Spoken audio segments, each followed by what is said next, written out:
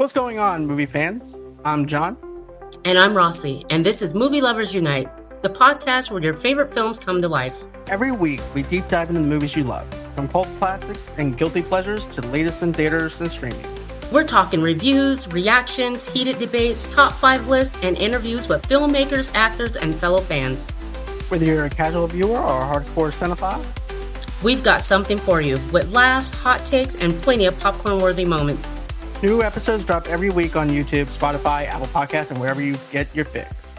So grab your snacks, press play, and join the conversation, because the movie talk is just getting started.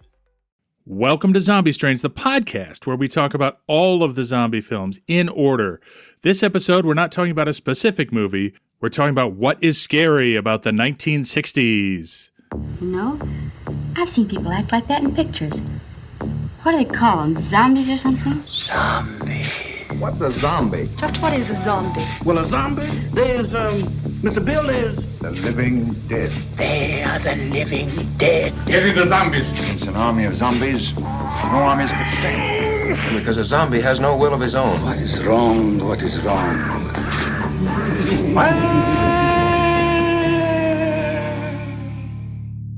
I'm John. And I'm Andy. Hey, Andy. No producer Brad. No, does Brad know we've snuck into the Zombie Strains lab and are using his equipment? I think when we tell him we're going to do like a history-based episode, he flees. Yeah, he hides. Couldn't get farther away fast enough. I think he stops returning my calls and text messages at that point. So, yes, that's what we're doing. So, like we did with the 1950s, we had so much fun talking about what our expectations were for horror films in the 1950s. We thought we'd do it again for the 1960s. It's an exciting decade for horror cinema and zombie movies in particular. But we're going to sort of take a step back and look at the 60s more broadly and culturally. The caveat I'll give is that we are zombie movie podcasters. We are not professional historians. So we're really just using the lens of what do horror movies and zombie movies tell us about the culture of the 60s. We're going to go through some legitimate history, but, and we'll draw some conclusions, but we are not trying to create a master socioeconomic theory of the 60s. We're really just talking about scary movies. So absolutely. And you and I, John, had a really good time when we did our episode about the 1950s. We formulated a set of questions that when we then asked ourselves about each 1950s film that we watched. And we were looking for ways that film was either part of or responding to or rejecting the context of the 1950s in which that film was released. Yes. And we hope to do the same with the 60s. So we're going to talk about a lot of stuff here. But John, what I hope we come out of this with is just a simple set of questions that we're going to be able to direct at every 1960s movie we watch. Yeah. So I think in the future, we're going to keep my questions about the zombie pillars. I don't think those are going anywhere. They're starting to feel a little tired, but I think that's just as they're becoming relevant. We have to stay true because they're going to become very relevant very soon. Yes. So we're sticking with those, but the 1950s questions we've been asking, the questions about science and paranoia, and those questions are going to be evolved into a new set of questions about movies in the 1960s.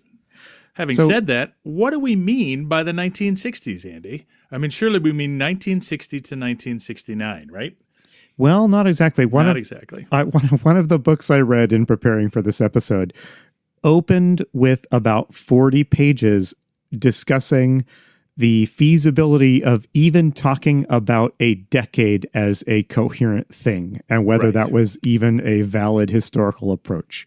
Yes, because the numbers often don't match up. So just to give another example, not that this one is super modern, but the 2000s would be the age of 9/11, right? That decade is defined by that, but that's not the whole 10 years, right? Or a lot of people call the 80s the decade of Reagan, but it really ended in 88, so it didn't go all the way to 90. So in the same way, the 60s is not coherent or cohesive. And let me just start with some basics, what we mean.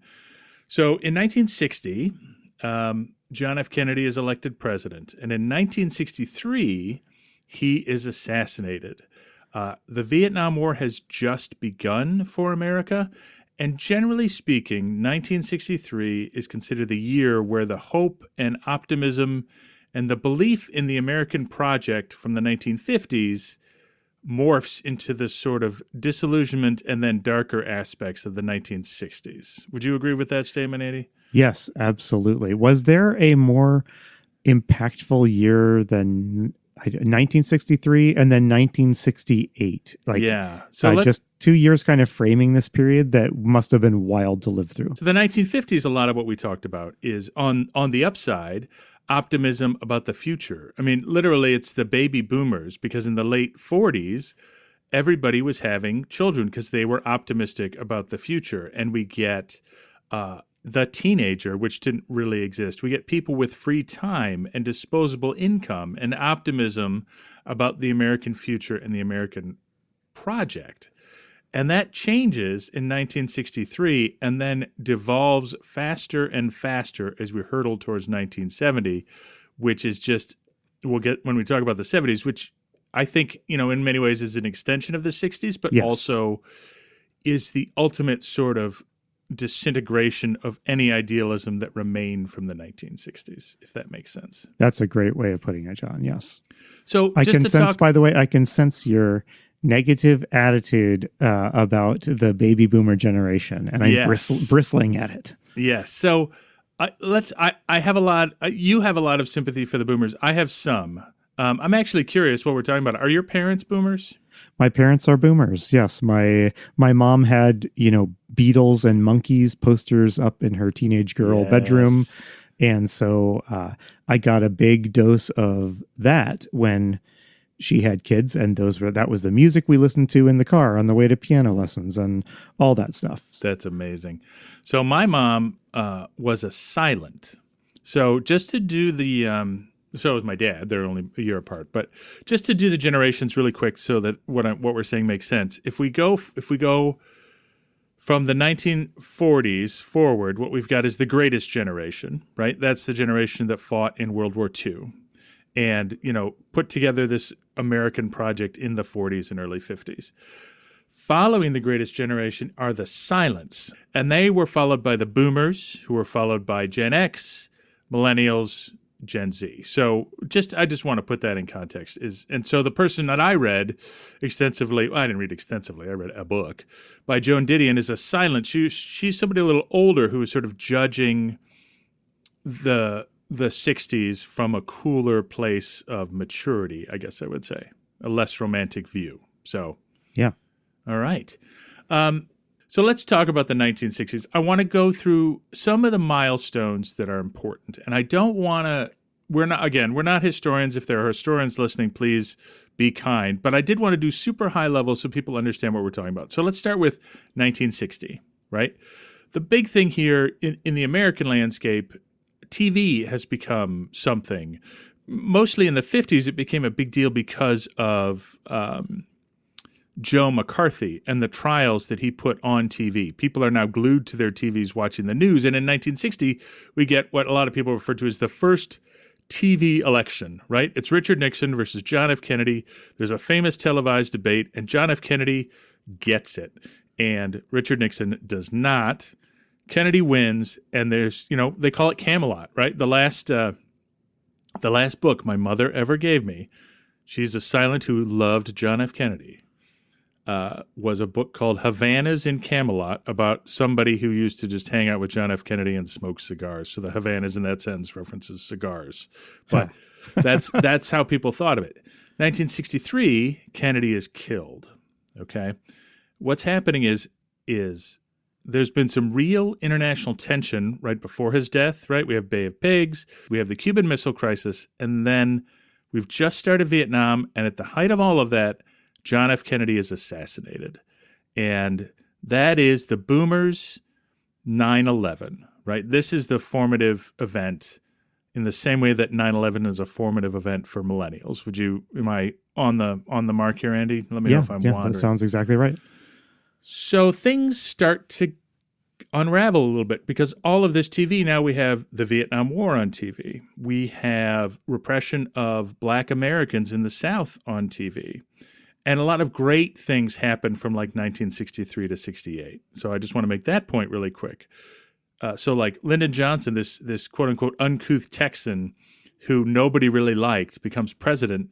And what he does is execute all of the things that he and John F. Kennedy and all the Democrats have been wanting to do forever, right? The Voting Rights Act, right? The Civil Rights Act, the Great Society, Men on the Moon. All of this is executed by Lyndon Johnson, you know, a part of Kennedy's vision, but also part of his own. So these amazing things are happening in the American project. We have some things we didn't have before in the 50s. So just to jump back a little bit, in the late 50s, the freeway system is invented by Eisenhower. So now we travel, we see each other, we've got TV, all these things are happening. But what all of this exposure, connection, and travel does is it starts to create disillusionment, right? John F. Kennedy's died. The TV is showing the horrors of war and civil rights protests and, you know, Bull Connor turning hoses on peaceful protesters in the South. And as we go, people realize we need to change this. We need to make the world better. And so the boomers become these sort of idealistic, optimistic people who are trying to change the world, the hippies, the flower children. And it keeps unraveling and it keeps getting worse. Vietnam gets worse. And then we come to, and there's a lot of things that happen, but I'm going to jump right to 1968. Do you want to interrupt me on any of that before I do this? No, keep going, John. You're doing great. So in 1968, the following things all happen in 1 year, okay? Robert Kennedy is assassinated. Martin Luther King is assassinated. Lyndon Johnson, the sitting president who's eligible to run for another term, has so much heat over the Vietnam War, he chooses not to run. That is bananas. Can by you even modern imagine that? It's crazy. Yeah. Additionally, so people who do run are an outright white supremacist racist, George Wallace. There's also division in the Democratic Party over who should run. And sort of the man who invented politics have always been dirty, but the man who's generally credited as inventing the sort of modern milieu of dirty politics, Richard M. Nixon, becomes president in 1968. And there are protests at the White House. Like, this is like a disaster for the boomers. And he eventually, you know, his corruption is eventually revealed and he resigns. But I think that whole experience was so disillusioning that then we get the 70s, which is about people just going crazy and trying to, you know, live for themselves and just have a good time and all this kind of stuff. So this sort of idealism and optimism turns into and this is my first criticism of boomers, like people complain about younger generations being self-absorbed. You know, this is the first me generation. This is, you know, 1960s. I'm on my trip. You're on your trip. Don't mess with my trip. Communitarianism, all those kind of things, they start to change how they look. And in many ways, a lot of those institutions like church and all those other kind of things tend to start to dissolve. So, yes. And now we're in 1968, and I'm going to stop there. Yeah. So it strikes me while thinking about the 60s and the boomers is that the boomers are judged harshly by just about everyone, I think. Yes, I'm sorry, boomers. I grew up in a conservative household, and the tale that was told about the boomers was one of, you know, decadent rebellion by a bunch of vapid dilettantes, right? Yes, because what we're talking about is these kids from the 1950s who were consuming all of these science fiction and all the horror movies and stuff that we watched in that decade become the creatives for the 70s and 80s, but they go through the 60s first, which is their youth and college years. Yes. And if, like me, you grow up in conservative part of America, the 60s are where it all started to go wrong, right? Yes. Where everything broke, all the good stuff broke down, and it's just been a decline, a defensive battle since then to sort of cling to what made to goodness and morality. But the left is also unkind to boomers and their legacy. Yes, right. it is. I think, John, how many times do you hear like they got what they could out of the system and now they're pulling up the ladder behind them, et cetera, et cetera? Like nobody seems to like them. It's a bit unfair. Let's be honest. So kind of the progressive take on the boomers is that they were these idealists who had good ideas, but then they basically all sold out by the end of the decade. Yeah. And nothing came of their dreams. And both of those, I think, are unfairly harsh. Yes. Unfairly harsh. There's a here's the thing. Here's one thing I want to say about that. So the other thing that happens, right? So in the 1930s and 40s, we sort of build a liberal consensus headed into the 50s and 60s, by which I mean everybody kind of agrees, except for a few fringe people, that government and society is there to sort of help each other out, right? This is the time of the New Deal, the beginning of all that stuff. In the 60s, those conservative reactionary elements who don't like that start to win.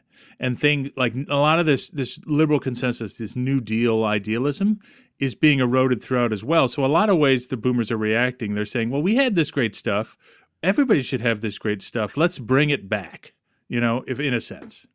Yeah, one of the things I gleaned from my readings about the 60s was something that was a new idea to me, and that was that the 60s was a pretty conservative and reactionary decade. Yes. Like when you think the 60s, you think free love, you think hippies and drugs and birth control and weird sitar music and stuff like that and anti-war protesters.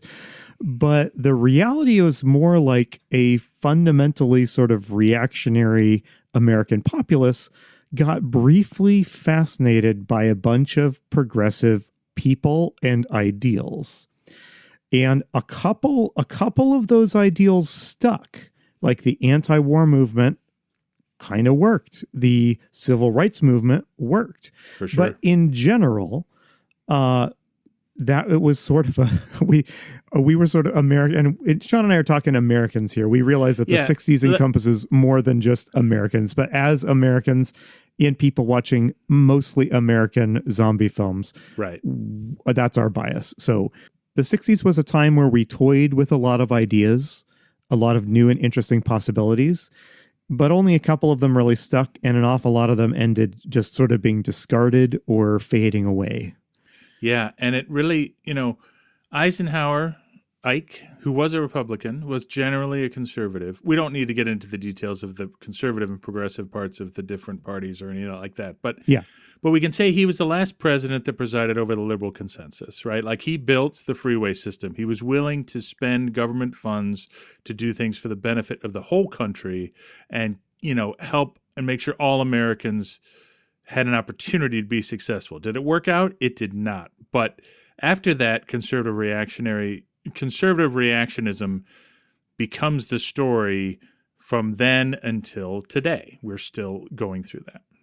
I have a quote so John, in this conversation, what I'd like to do next is talk a little bit about who the boomers were, please. How they understood themselves.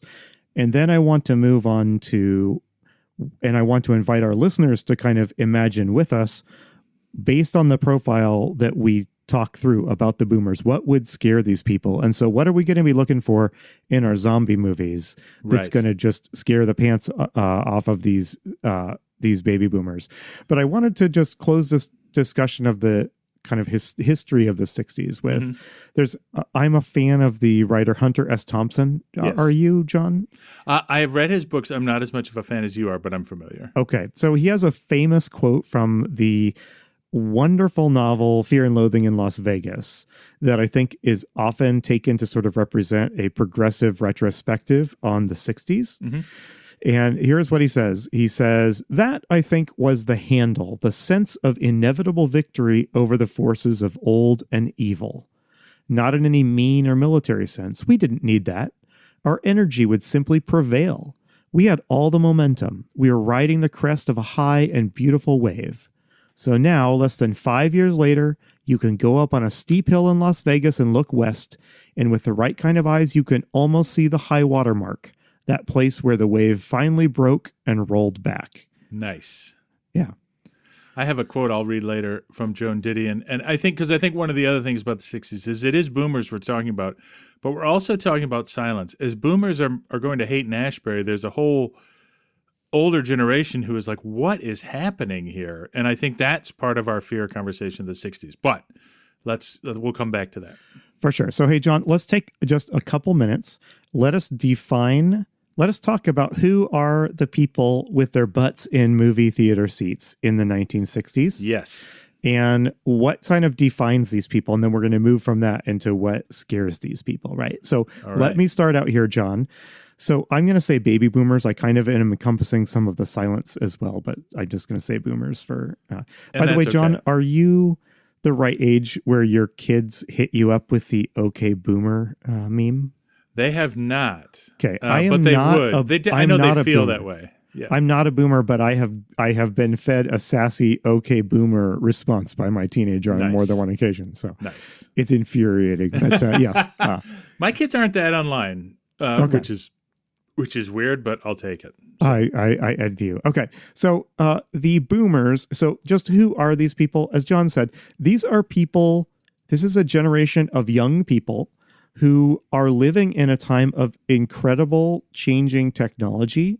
Like when we talked about the 1950s episode, we talked about this just bonkers revolutions in science and medicine and everything. And this is a generation that is born into that world of limitless technology. And wealth. And wealth, yes. I think we take it for granted today because we could just go online and order an iPad and it'll be at our house tomorrow. But that kind of wealth wasn't even a concept for most people until the 50s. Agreed. And I think critical to who the boomers are, and one of the reasons they are often sneered at as like ungrateful or shallow is that they weren't born, they were born into this new American world of prosperity, and they, without having lived through the years of privation and difficulty and depression and war that created this era of American dominance in everything, right? Yeah. My mom was born in 1935 in the middle of the Depression. A couple of her uncles were killed in the Second World War. So I think a lot of that judgment from the silence in particular and the Greatest Generation starts there. Yeah, so my mom is like a perfect boomer. She was born in 1950. She didn't live through the war. She has no memory of it. And so to an older generation, these kids might seem like little snots that don't appreciate the world that they live in, right?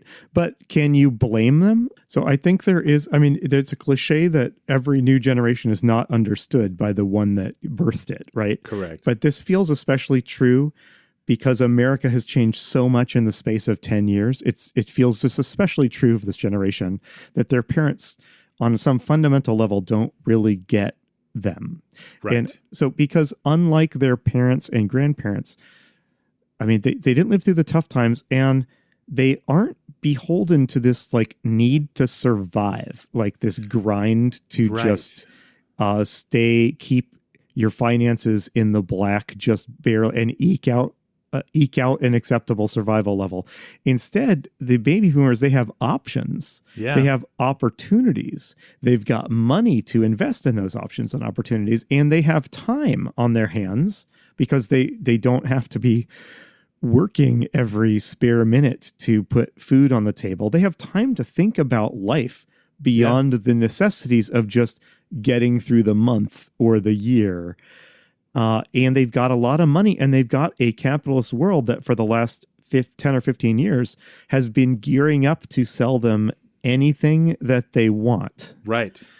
So this is why, just to say, so the boomers we're talking about were kids in the 50s, and this is why all of them write and told stories about how great the 50s were. Stephen King, Steven Spielberg, Rob Reiner. Name a boomer creator, and the 50s is like a golden time. Yes, absolutely. And it's this, John, you and I did not grow up in the 50s, but this sense of nostalgia for the wonder years of the 50s is so strong. We feel it today, right? It Right. still I remember resonates watching in Happy film. Days. Yes. And like that is that takes place in the early 60s, but it's an attempt to capture that world, right? So, John, I want to move on to what scares these children of prosperity. But first, I jotted down 4 things that I think define them.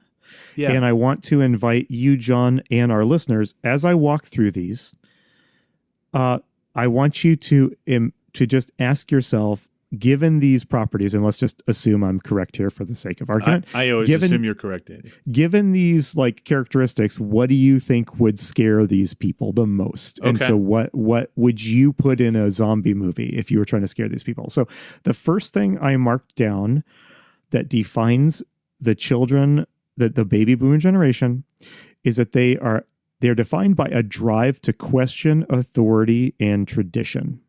So they have seen the world their parents created through the Depression, through the war, through all that bitter slog. And you know what? They have noticed that the world is still full of problems. Their parents, the greatest generation revered by, Americans ever since, they won the war. They got through the Depression. They managed to afford a house and an automobile and a microwave and a fridge.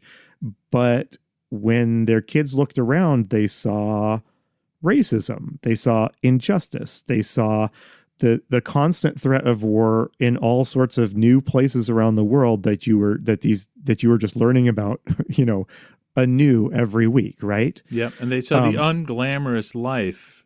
They saw that as somehow unglamorous, yes, in a way. Yeah. So their parents, it was possible to have a certain contempt for your parents in this generation. And that sounds pretty unkind, and maybe it is. But if you were a kid of this era, you would look at your parents, and your parents seemed to be pretty content with a life of material success, right? Yes. Because victory for their parents' generation was a stable job, a house, and just enough money to support my family and maybe buy a new car. And to that was the win condition for their parents' generation. But if you're a kid in the 50s and 60s, that isn't enough. It's That's not what your enough. square parents did. And this is, I think, where this focus on spirituality that goes crazy in the 60s comes from. Yes. Yeah, so my last point on this is that, there is a human tendency that if I was just a little harsh on the boomers for judging their parents, I want to be a little harsh on their parents right now. And their parents' generation, like all humans, has this psychological tendency to make a virtue out of suffering, Yes. right? Mm-hmm. So that means that their parents' generation have a lot of rules that frankly don't make sense to their kids. Why do I have to go to church every Sunday? Why do I have to salute the flag? Why do I have to respect authority just because they're in charge, right? All these things. It doesn't make sense. And maybe it made sense to their parents' generation because that was what you had, the way you needed to organize your life and society to succeed in those earlier decades. But it seemed a little lacking now in the 60s. It was no longer satisfying. Yeah. So I'm going to move on to my next point, but do you have any final thoughts on like that questioning authority element? No, I think you nailed it. Like the line from the 60s, right, is what are you rebelling against? And the response is, I don't know. What do you got? Right. Yeah. So, yeah. And so the next thing I jotted down as defining the boomers is a drive towards individuality and personal responsibility. Yep. This is a generation that resists what they see as mindless conformity. They have the time and the luxury to consider their existence and like their purpose in life in a way their parents simply did not. And they've got a ton of technology that makes this, that really pushes them in this direction. One thing I hadn't considered is that, one of the most societally impactful inventions of this era was the personal radio. Yeah. Because before you could buy a radio and listen to your own music, the way you would listen to music or consume culture was like you would gather as a family in front of like the family's giant record player and radio console. Did you have one of these growing up, John? I did. And Yes, me too. I think what's interesting is that this is this first sort of like that kid is in their room glued to their technology device, you know? Yeah, so we have this technology that's really pushing people to be like, hey, you have your own tastes. You're your own person. You're not like anyone else. You're not like your parents. And part of that being an individual like that was this sense of personal responsibility that was like, if we can use the Spider-Man cliche, was like kind of a blessing and a curse at the same time. Yes. This is a generation that believes it's not enough to just passively participate in society by voting every 4 years for an election. As an as a unique individual with dreams and a vision, it's your job as an American to actively participate in democracy and make your world a better place. Yep. That's going to drive, and remember, they're looking back at a parents' generation that, like some of these, like for civil rights, exactly, like whatever your parents might have felt about civil rights, their generation was not in like a huge rush to make civil rights happen, right? No. We have a lot of fondness for like Eisenhower and stuff, and he took some important steps in a civil rights direction, but it wasn't because he really wanted to. Yeah, FDR in the 30s was talking about civil rights, right? Like that's when, like, we had not passed civil rights legislation in this country since 1890. Black people were not equal in the South, and no president or leader seemed to be able to do a thing about it. Yeah. So you have, this will drive people. I mean, so this will drive this generation to its great successes, like in the civil rights movement and in the anti-war movement. But I do think kind of the flip side of this is that a lot of the problems, it turns out that a lot of the problems that your parents' generation couldn't solve, the reason they couldn't solve it is because they're really complicated, nebulous problems with no easy fix. Yes. And when you solve one problem, other problems crop up. Exactly. Right? And that tension between needing to do something to fix a problem, but not seeing a clear, obvious solution for the problem is setting you up for some real psychological friction, I'll say. Yeah, like just to give an example, civil rights voting is achieved, school integration is achieved, right? However, what happens? A lot of private school systems and other school systems like that crop up, and you're like, oh, we wanted to integrate the schools, but it didn't really happen because a certain segment of the population refuses to participate. The problem adapts to your attempted solution. Adapts to your attempted solution. Yes, perfect.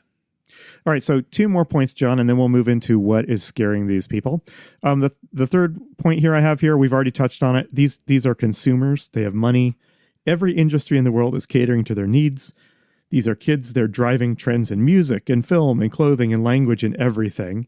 They are, from a business perspective, they're like the most important people in America. And some of this is going to rub off on you, when your entire society seems like it's bent on satisfying your every need and responding to your every whim. That's going to create a certain sense of self-importance, I think. Yes. And I think, yes, for sure. So, and then my last point is that this was a driving feature of this generation is their hope that there might be a better way to live. Yes. That after all of these decades and centuries of doing it one way, what if we just organized things and lived life in a different way and tried something new?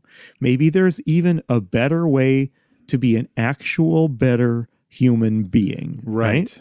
Some spiritual pursuit, something. And I got to say, I feel this. I feel the influence of the boomers in this way, because I always think about this. Like, how can we be better people to each other? And I think if you were to ask a silent or a greatest generation, they would just say, like, do the best you can where you are. Kids are starving in China, finish your dinner, right? Which is not what the boomers believe. Yes, exactly. Yeah, so that hope is a defining characteristic of the early 60s, but it's going to collide hard with disillusionment later in the decade. Right. When life just proves significantly more complicated and problems much more resilient than you wish, right? So Yeah. that's my very, very quick rundown on what I think defines the boomers. Did you have anything you wanted to add before we move on? Well, I did want to have a brief rebuttal because I read this wonderful book and I want to talk about it a little bit. Joan Didion's Slouching Towards Bethlehem, because Yes. it is a silent view, an older person's view of the 60s, particularly 60s California culture. And I wanted to bring it up and I wanted to read a quote from it because I think that the rebellion of these people, that we're talking about boomers mostly, they're the most populous generation, but there is also a feeling from older people, fear is generated by how these boomers are behaving and resolving this. Does that make sense? Mm-hmm. Yes. So I just wanted to give that perspective briefly. So Joan Didion is one of our great writers and one of our, Americans claim her. Her more famous recent book, it's not that recent anymore, but was called The Year of Magical Thinking, which I think many, many people read. It's about the death of her husband and daughter when she was older and how she adapted to that. It's phenomenal. But she first came on the scene in the late 60s with a book called Slouching Towards Bethlehem, in which she, with a very sort of cool journalistic eye and a very perceptive eye, breaks down the counterculture of the 60s. And it's filled with essays where she goes to Joan Baez's Center for Peace in California, and she talks to the owner of a communist bookstore, and she has all these things. But the best essay is the title essay, Slouching Towards Bethlehem, where she just goes to Haight and Ashbury and hangs out to see what she can see there. Could you give me a 30 seconds on what I mean when I say Haight and Ashbury beside a place in San Francisco? You go. You're on a roll, so okay. You carry on. So Haight-Ashbury would be where hippiedom happened, right? Like everyone's coming together, people are descending on it. It's like the scene, man. There's drugs. There's when you think of these hippies with long hair saying, "Man, and that's your trip, man. That's cool." Like you're thinking of Haight-Ashbury and the sort of genesis of hippie culture and where it sort of starts to evolve into the later culture of the 70s, if that makes sense. But I wanted to mention two things from her book. So first of all, the phrase slouching towards Bethlehem. This is actually from a very famous poem that we quote all the time now, and I just wanted to make that note. It's by W.B. Yeats, and it is, not everybody, but many people will know this line. Things fall apart, the center cannot hold. Mere anarchy is loosed upon the world, the blood-dimmed tide is loosed, and everywhere the ceremony of innocence is drowned. And then the last line of it is, and what rough beast in this hour come round at last slouches towards Bethlehem to be born. All right, so that is the epigraph of her book. All right, she starts. And then in the essay, here's what she says, and she's talking about Haight-Ashbury. She says, the center was not holding. It was a country of bankruptcy notices, public auction announcements, and commonplace reports of casual killings and misplaced children, abandoned homes, and vandals who misspelled even the four-letter words they scrawled. It was a country in which families routinely disappeared, trailing bad checks and repossession papers. Adolescents drifted from city to torn city, sloughing off the past and the future as snakes shed their skins. Children who were never taught and would never now learn the games that held society together. People were missing. Children were missing. Parents were missing. Those left behind filed desultory missing persons reports and then moved on themselves. So there's more to it than that, but I just what a quote. Holy cow. That's how she starts the essay, right? Like, man. And what she's saying is there's another side, like, checking out, going to Haight-Ashbury, taking these drugs to find your trip or your experience, to find your spiritual self, had a consequence on society. And that is her perspective. And I just wanted to say that because I think there's fear of that too in all the movies we're about to talk about, if that makes sense. Yeah, absolutely. The dissolution of normalcy in a way is also a fear that appears in the 60s a little bit. So yeah, absolutely. Actually, that ties into, so I propose that I also jotted down 4 because I'm weird like this. You're consistent. 4 things that I think scared the baby boomer generation. And let's hear 'em. Can I walk through those? Because the first one's very relevant to what you said. I think that the baby boomers were terrified of anarchy and chaos. There was an extreme rise in crime throughout the 60s. The 40s and the 50s had relatively low crime rates, but things really spiked in the 60s. And a lot of that crime was really shocking in nature. So you had this really upsetting political violence. We had assassinations of JFK, MLK, Malcolm X, and RFK. And beyond just like these kind of high profile crimes, this is the age of like the serial killer, right? Yeah. We have the Manson murders, the Zodiac killer.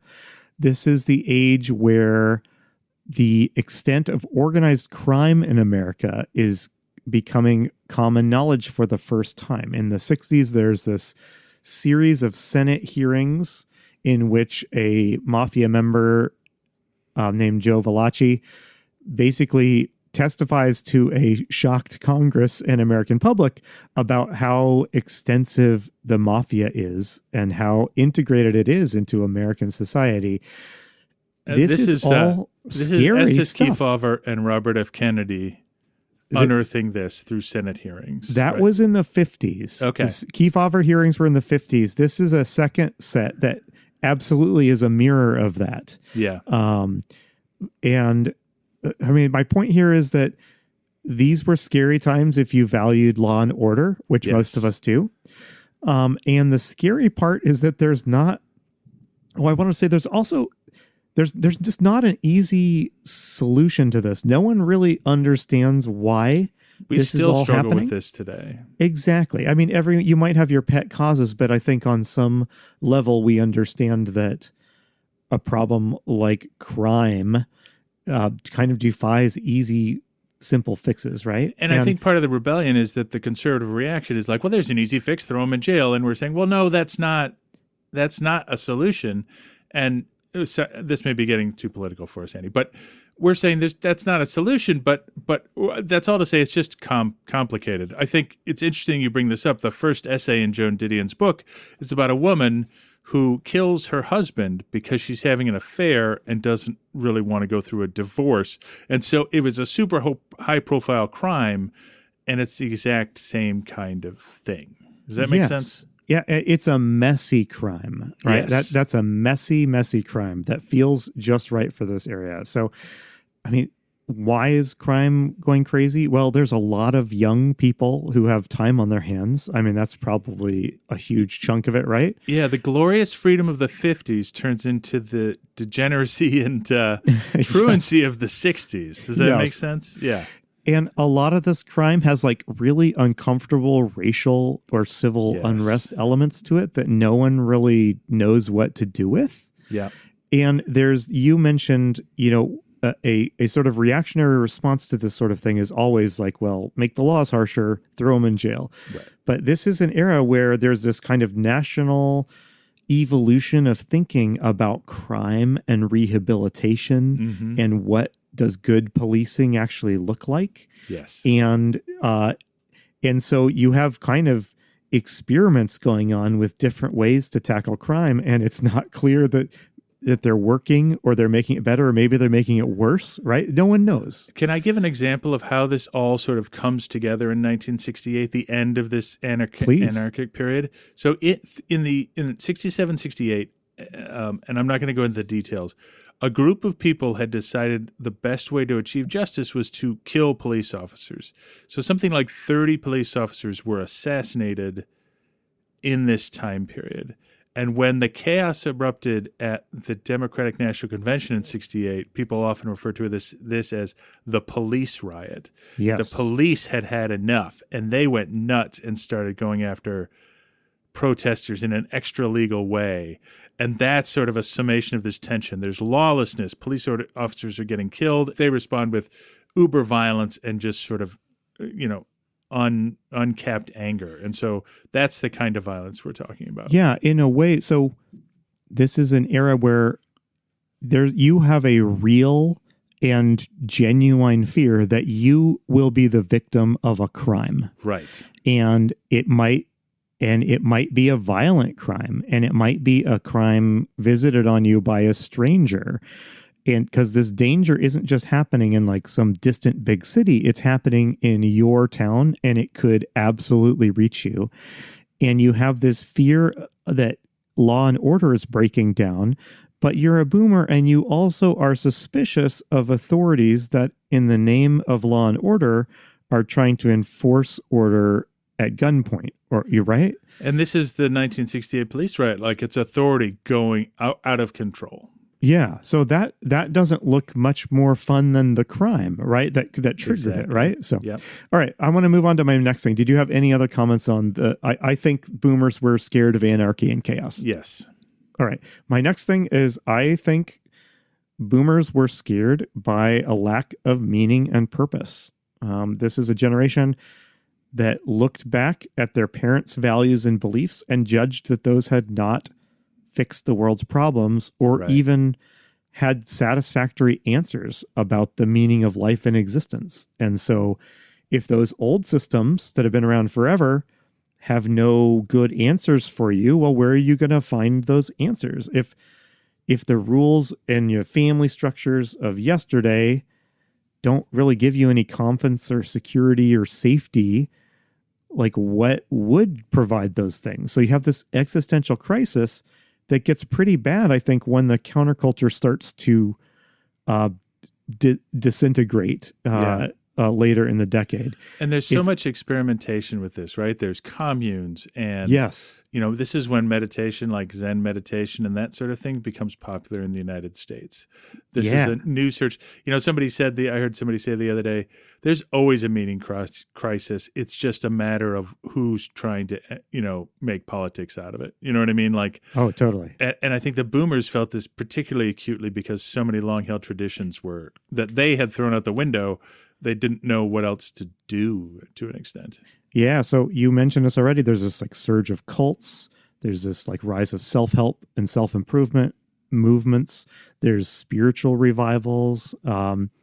This is all happening while like there's development in fields like psychology that are kind of changing the way we think about our brains and our human behavior. So, and this is just a existential crisis that I think is never really fulfilled. So I think lack of meaning and purpose is something that scared them. Yes. All right. My third point here. Thanks for letting me just barrel through these, John. No, this is good. Continue to step in.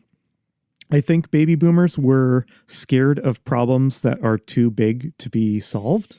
Yes. I don't think I need to belabor this because we've already kind of talked about it, but like, so what are the problems that the world faces? I mean, this is the era of communism in this existential conflict against the free world, an era of wars that no one knows how they started or what purpose they're being fought for or what might cause them to end. It's the first time when you would see American teenagers and young people, like there had been people like this for a long time, but like in a almost social way, start to talk about communism or capitalism as an evil to be combated by communism. Like workers and stuff had said that in the early parts of the century, but this is where it sort of enters the middle class. Yeah, absolutely.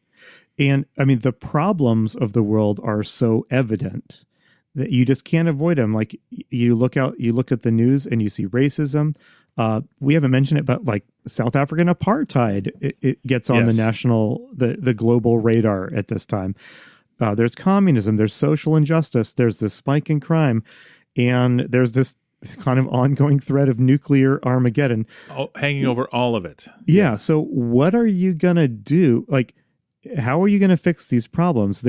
Every single one of those is complicated, multifaceted, and you as an individual, whatever your hopes or ideals, have little ability to affect those things. But you feel the sense that you ought to be working against those problems. So what do you do with that? Yeah. So I want to posit. I think we have already. By the time we get to Night of the Living Dead, I personally think this fear is going to be front and center in our movies. Problems, there's like there's no like zombie master you can kill to just solve this problem. Right. And I'd like to say that this is what we're headed towards in the late 60s. Night of the Living Dead in many ways is the ultimate counterculture movie. Yes. Yeah. And my last point is this, I think I already touched on it, but I mean, we shouldn't forget that this is the era where there was this real genuine sense that like whatever hopeful ideas you're having right now, it could all come to nothing because the world could end tomorrow. Right. So this, I mean, especially in like the early 60s, there are some like genuinely scary moments where it feels like the world is on the brink of just being destroyed. Yeah. The Cuban Missile Crisis may be the scariest moment in modern U.S. history. I mean, I have to think about it, but besides 9/11, but it was the closest we ever came. And I think it's burned into a lot of boomers' brains. And I think that fear is just too big for the human mind to encompass. Yes. Yep. And so I think you can imagine all kinds of kind of psychological reactions to that level of existential dread. You know, you could sink into really reactionary thinking. You could just go full on nihilism. Yep. Exactly. Like this is where we get punk rock, right? Like hippies dissolve in, you know, they quote unquote fail, and punk rockers are like, what's the point of anything? And, you know, like all of these ideas are stemming from this. And making it all worse is that you now have a healthy skepticism about how authority figures are using these massive problems in cynical ways and exploiting them. I mean, I think that would just do a real number on your ability to get through the week. Yes, feeling I agree. normal. So having talked about what scares people in the baby boomer generation, John, I propose that we ask these 5 questions of the movies and the zombie movies that we watch in the 1960s. And after you pose the questions, what I'm going to do is list a bunch of movies for you to see how those questions stand up from the 50s and 60s. I can't wait. And I don't think we need to belabor these because these are all pulled out of the themes we've just discussed. Okay. Question number 1, we're going to ask, does this movie question authority? Does it include a suspicion or a revelation that trusted authorities are flawed, broken, or maybe even villainous? Do we see skepticism or cynicism about established traditions and practices? So that's actually, I squeezed a bunch of related questions into number 1. Yeah, but number I like 2, does this movie have a focus on the hero's inner life? Are they faced by highly personalized or even internal horrors? Are the protagonists forced to face horrors on their own without the help of communities, churches, or traditions that maybe past generations could have relied on? Question number 3, does the film have a fear of crime, societal chaos, and anarchy? Question number 4, does the film have a sense of looming apocalypse? And does it exploit the psychological stress that this creates? And lastly, does this film have horrors or problems without an obvious solution? Is there a lack of a clear villain who can just be simply defeated in order to fix the problems? Those are the 5 questions I propose we ask. And you've got a list of movies, and I'm curious how they're going to hold up to the questions I just asked. Let me start by listing you 6 movies from the 1950s, okay?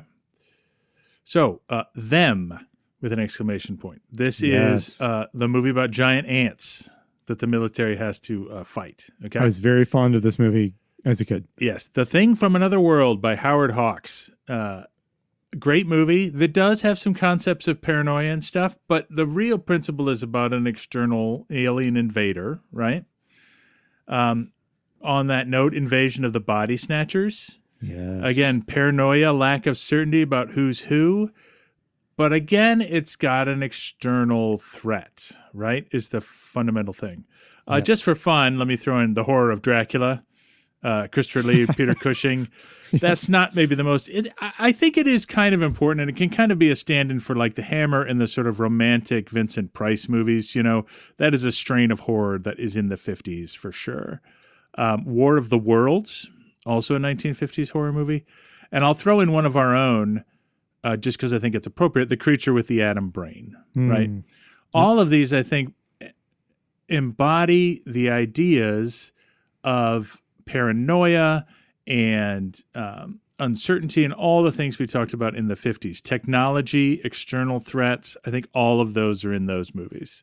What do you think of that list to start with? It's a quintessentially 1950s list of films. All right. So would you like to hear my list of 1960s films? I could have done 20 of each of these, but I think in both cases, we could quibble about what are the most important films. I'm just trying to say all of these are certainly relevant. So let me start with my 1960s. 1960, Psycho. All right? There is no external threat in Psycho. This is about someone who is crazy going crazy in the most terrifying way possible by pretending to be their mother and acting out and killing women. Like, what? There's your serial killer right there, right? Rosemary's Baby. Okay.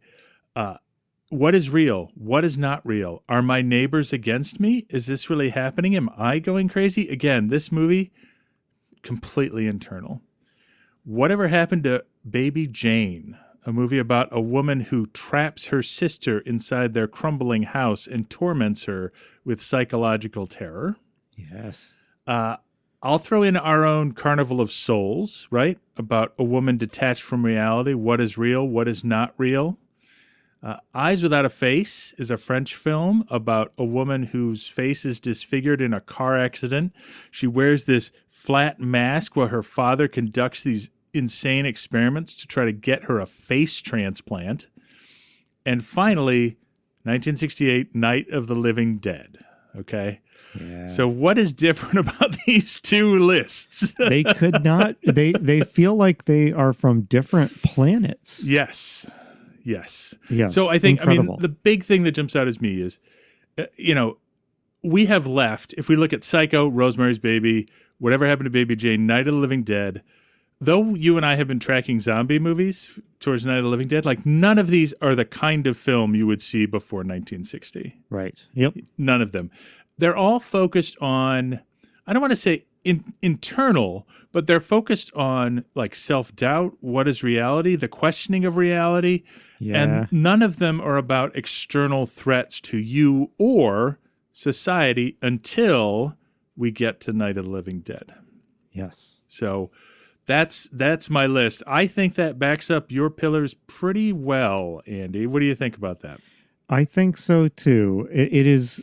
I will confess that Night of the Living Dead just looms very large in my thinking as I thought through this topic. Yes. Because I do think it is a very special film in like just exactly how many buttons it manages to press. Yeah, but like look at Rosemary's Baby, for example. Questioning authority, for sure. Focus on the hero's inner life, highly personalized horrors, absolutely. Fear of crime, societal chaos, and anarchy. Like she's worried there's a devil cult in her building, right? And it turns out there probably is. There is, yes. And then she's giving birth to the Antichrist. So a sense of looming apocalypse and psychological stress this creates. And then horrors without an obvious solution, right? At the end, she just sort of, in a bizarre way, accepts it. So, I think these work really well with the movies we listed. And I don't know if it's going to list, I think one thing we've discovered is our zombie movies maybe are a little behind or a little different. Yes. So we'll see how that works out. But in terms of what was really scary to people in the 60s, I think you've nailed it. All right. Well, hey, John, that's all I've got on the 60s and the boomers and the zombie movies that I expect to be watching in the 60s. And part of this, I should say, John and I aren't certain if these are the right questions to be asking. We don't know what the answers to these questions are going to be because we don't even know what movies producer Brad is going to spring on us throughout the 60s. Right. So this is going to be a learning experience, and I hope you are willing to join us in as me, John, and Brad kind of learn not only about the zombies movies about this era, but a little bit about the era as reflected through its zombie movies. Yeah, and I just, like, as a reminder, everybody, you just said it so perfectly, Andy. We're not film experts. We're trying to learn about these films. This is a journey for us that we're having fun. Don't think of us as like lecturers who are presenting, okay, and here's a list of films that back up the thesis we just proposed. Like, we don't know, and we're excited to find out. Yes, absolutely. All right, thanks, everybody. And remember to join us next episode for 1963's Monstrosity, which was featured on MST3K. You've been listening to Zombie Strains. We'll be back next episode to talk about another zombie movie. If you enjoyed our podcast, please take a moment to rate us in your podcast app of choice. Tell a friend. Follow us on Instagram at zombiestrains. All of this helps like-minded people find the show. See you next time.